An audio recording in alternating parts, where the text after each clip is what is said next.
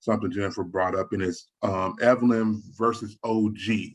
And so since I'm not well versed in the topic, I'm gonna have you explain it a little bit. I don't know how you're not well versed in, basketball wives. It's a very important topic, okay? Like I told you, it's too much for me. It's too much. All Americans need to be well versed in basketball wives.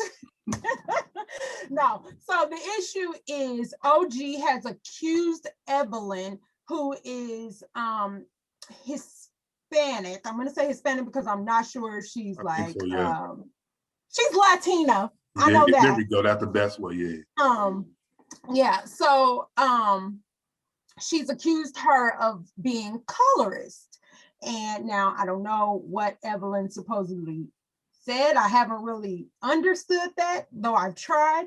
But whatever the reason, OG feels like Evelyn is colorist. Now, when you look at the reactions from the other basketball wives, they all are very politically correct in their responses. They're like, I haven't seen Evelyn be colorist, but if that's how OG feels, then I'm not going to take that from her. So they've been practicing. They know what to say to stay, neutral.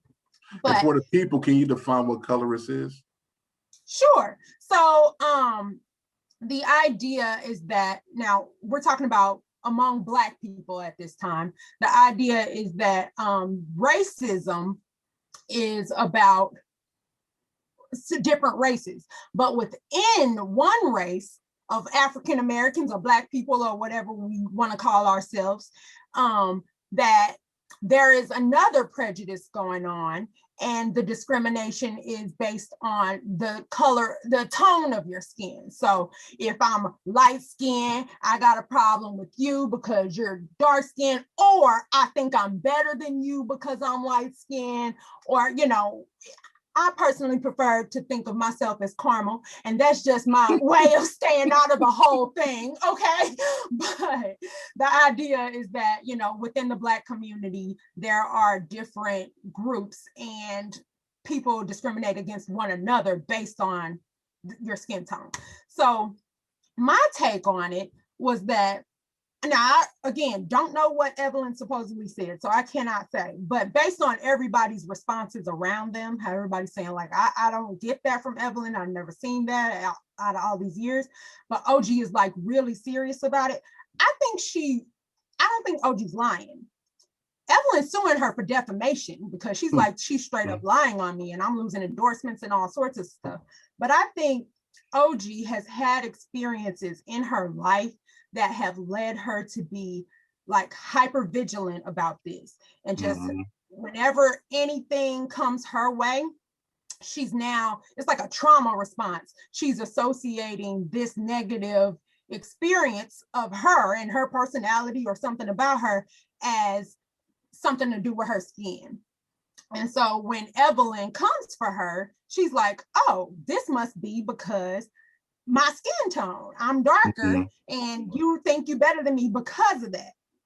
And this is just how, trauma works. It doesn't always make sense to what the people around you, but it makes sense to you in your head because you having some sort of flashback or some sort of association.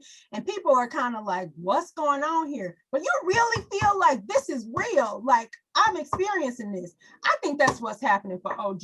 I think we just need to find OG some good help, somebody to talk through all of this with, and I think she'll be all right. And just for the people out there that want to break it down, see, the light skin versus dark skin argument been happening since the beginning of time. I know as a kid, people talked about the light skinned people with the house Negroes, and then me, I was picking cotton and all this other stuff. Or we talk about how the light skinned people got the good hair, and then Black people like myself, dark skin, got the nappy head and stuff like that.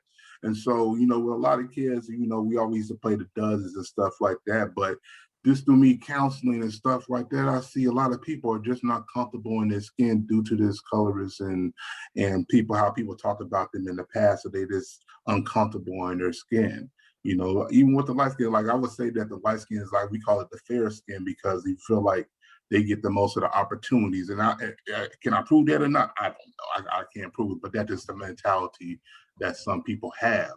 And so a lot of times, even with light-skinned people, they feel like, man, everybody keep on talking about me that I'm not black enough. And, you know, because I'm light-skinned and dark-skinned people be talking like, man, they be calling me black and blue and all this other stuff. And so, yeah, it's a lot of it. And it gets pretty deep. And so I'm not going to joke too much about it. Were you bullied as a child because of your skin tone at all? Oh yeah, most definitely, most definitely. And so I grew up in a mixed community, so it was white and black people talking about how dark I was, and you know, it made me uncomfortable and stuff like that. But I mean, it was this one fateful day. I will never forget this day. It's kind of like a moment in history for me. It was a book fair. And then I was looking through these books, and there was this book called Garfield Slam and Put Downs. And I studied that book to the T. It was like I was in my bed at night just reading all these dirt dozens and all this other stuff. And I just got right back at them. And so when I did that, they left me alone. I know some people don't have the confidence to do that. And so I can't say that's the way to go. But I mean, my thing is, I think that we just have to have tough skin. I know some people can't handle it. And if you can't handle it, you know, talk to your parents about it, or you know, talk to somebody in school about it, get counseling and stuff like that. But yeah, I just think that in this world we kind of just need tough skin and stuff like that, because people gonna talk about me regardless. I've been called the N-word by people, I've been called worse things from people and stuff like that. And you know, if I know that's not me and that's what defines me, then it's kind of like, okay, I can let that slide in the past. But like I said, I've seen a lot of people, because I mean, I ain't gonna lie, I was one of those people that was kind of like making fun of dark skinned people too in school, just because I thought it was funny. You know, people say something about me, I say something about them. But then, like I see, it was one particular time, I think about 5-6 years ago, this girl said, like, you know what, when you talked about me in school like that, that truly hurt me. And I thought it was all shits and giggles. And so it is a very serious topic. I'm glad she was able to speak up. You go, girl, whoever you are. I'm proud she did too. That took a lot of strength to do that. And so I'm glad that she talked to me and helped me realize some of the things. So that's why when I have clients that come in, they talk about it, it's kind of like it's a real thing.